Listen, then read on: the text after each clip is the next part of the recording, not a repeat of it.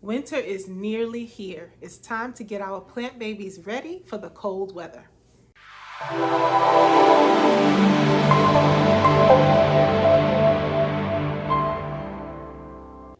Hey y'all, welcome back. I'm Asiyah. This is Asiyah's Plant Life, and I'm so happy that you're here. If you're new here, welcome. Go ahead and subscribe. I know you're going to love it here, and we're definitely going to become besties. We're going to talk about plants and all the good things. Before we start talking about the plants, let me just say to those that have been following me for some time now, you know that I have been in recovery mode. I have had my double mastectomy. I am cancer free. I am about 90% healed, and I'm finding my way back to myself physically and emotionally. So those that have emailed or reached out to me in different ways just to see how I was doing, to send prayers, thoughts, or even send gifts, I want to say thank you, thank you, thank you. It was so appreciated, and I am still here and I am healthy.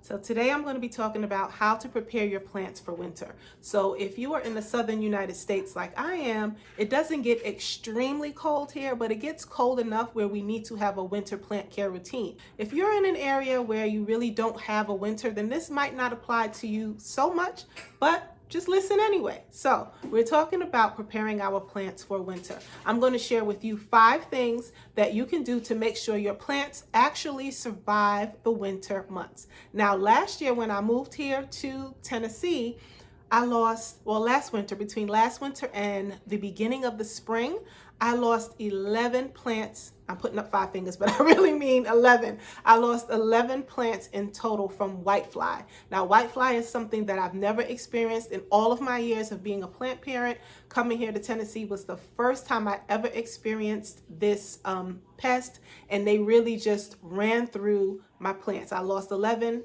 or maybe 12 of my plants due to whitefly, and it's something that occurred in the colder months. So I'm going to talk to you about checking your plants, but let's get into it.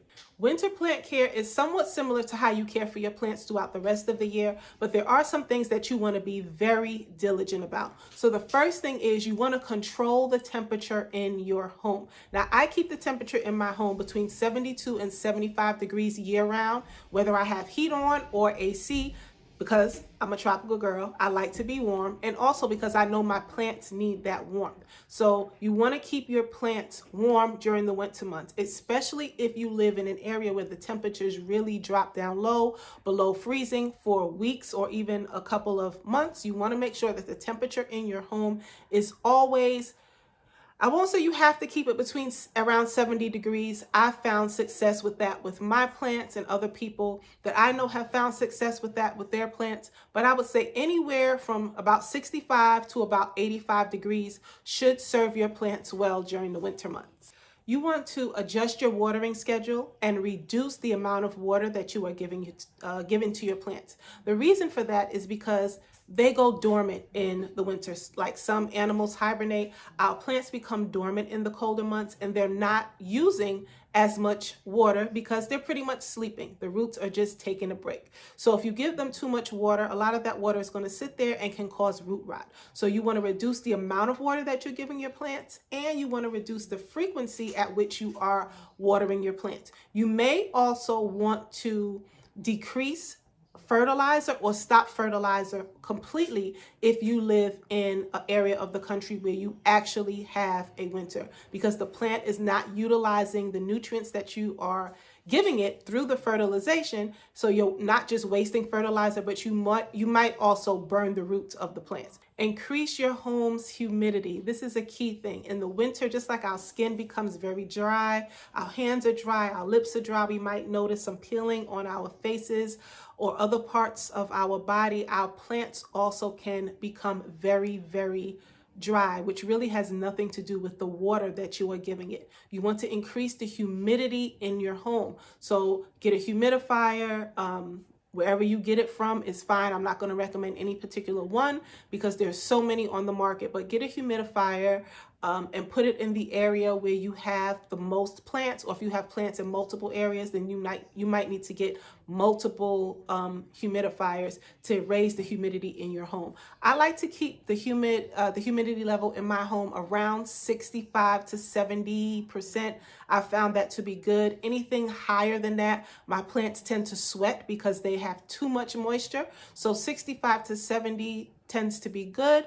You'll have to adjust that, of course, for your home and your part of the world, but increase the humidity in your home. Give your plants plenty of light. So, of course, our days are shorter, or the amount of light we get throughout the course of the day is shorter. So you might have to move some of your plants closer to windows. I have a window right here, and I only have a few plants actually that are right in the window, right in the windowsill, or getting direct light from that window. But depending on what type of plant it is, if it's a plant that's direct light, and it's been able to be a little bit further from the window during the summer months, you might need to move it closer to the window to ensure that it is still getting adequate light. A telltale sign that your plant is not getting adequate light is dropping leaves, leaves turning brown, or even yellow, or stunted growth, which is not really something that you're going to notice in the winter months because they're going to be dormant anyway.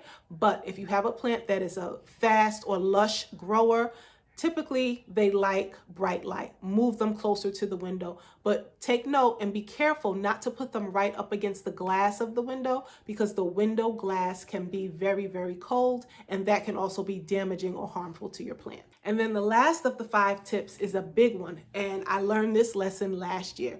Clean your plants during the winter months. Because they're dormant, a lot of times we think they don't need as much care as they do during their growing seasons. But in the winter months, dust is a huge problem because of the heat, right? So we have a lot of dust in our homes. You want to make sure that you're cleaning your plants. You want to make sure that you're cleaning the top of the leaves, the back of the leaves, and also the stem. Clean them. I use a solution of I'm using tap water right now. I used to water all my plants with well water, but now we're on regular city water. So I use warm tap water, a natural dish, a few drops of a natural dish soap, and neem oil. And that's what I've been using to clean my plants. So clean the leaves. You don't have to do it all the time, maybe every 2 weeks or so. Give them a good spritz with the mixture, and then use a microfiber cloth that's not too rough to just wipe down all the surfaces of your leaves and their stems. Do that to all of the plants in your homes, even your succulents, your aloe, your palm, your anything, anything that you have, your philodendron, your pothos, your calatheas, whatever you have, wipe down those leaves. That's going to help you to be on top of if those plants have any sort of pests, such as whitefly or fungus gnats or spider mites, anything like that, so you can catch it early and so that you can treat it. The neem oil not only helps to polish and shine the leaves, it also helps to kill any eggs or any pest or eggs that the pest lay on your plants. So it's a great solution to use. I found it to really help me take control of my plants back after the whitefly really just ran through everything. And the crazy thing is, the plants that it ran through, they weren't even all plants that were right next to each other. I had some plants that were kind of in areas by themselves, standalone plants, and they still got infested with whitefly, and I lost a good portion of my pothos. For some reason, the whitefly loved the pothos, so I lost a good portion of my pothos between last winter and spring. So yeah, clean your plants. All right, so that's it. Those are the 5 tips that I want to share with you for your winter plant care. It's okay for you to start it now, even though we're in the fall, because the temperatures are dropping, our days are shorter, and they are colder, especially our mornings and our nights. So you can start this routine now and carry it through all the way to after your first frost. So depending on where you are, the first frost, or I should say the last frost, excuse me, not the first frost, until after the last frost. So that might be late March or April, depending on where you are in the world. But after the last frost, then you can return to your regular routine that you use to care for your plants during the growing season. Let me know in the comments what you guys are doing for your plants over the winter months. I would love to know what your routine is and how you keep your plant babies thriving and surviving in this cold weather. Thanks for watching. I'm so happy that you're here. I'm happy to be making videos for you again. Let me know in the comments anything that you'd like me to make a video on as it relates to plants. And I'll be happy to make that video for you. I will see you in my next video. Peace.